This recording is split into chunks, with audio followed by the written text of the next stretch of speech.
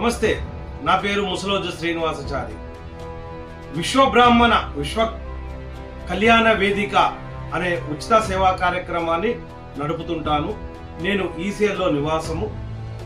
మన విశ్వబ్రాహ్మణులలో చాలా మంది నాకు టెలిగ్రామ్ గ్రూపులో, ఈ కనిపిస్తున్న నంబర్కి టెలిగ్రామ్ గ్రూపులో మెసేజ్లు పెడుతుంటారు. అందులో చారి అనే పదమే మాయమైపోతున్నది.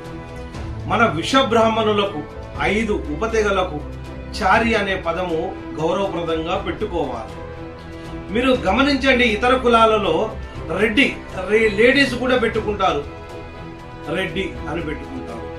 గౌడ్స్ సోన్సో సునీత గౌడు, అనుష గౌడు, ఇలా ప్రతి రకాలుగా గౌడ్స్ అని పెట్టుకుంటారు.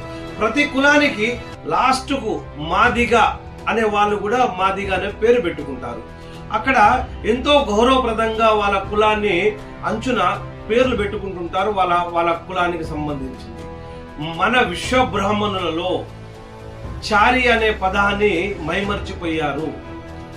మీ పోస్టులు ఎప్పుడన్నా నాకు పెట్టినప్పుడు అసలు మన కులస్తులా కాదా అనే డౌట్ తోని మళ్ళీ వాళ్ళకు నేను ఫోన్ చేయాల్సి వస్తుంది.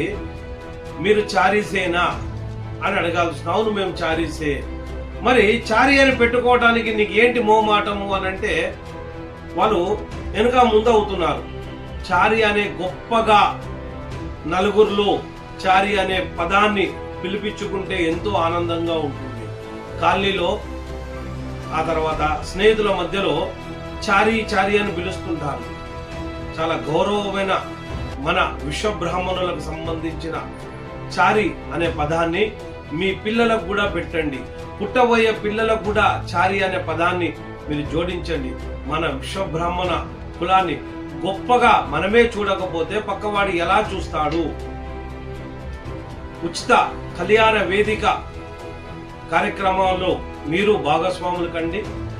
మీకు కొత్తగా స్టార్ట్ చేయబోయే ఉచిత సమస్యలకు సమాధానాలు అనే కార్యక్రమాలు కూడా మొదలు పెడుతున్నాము.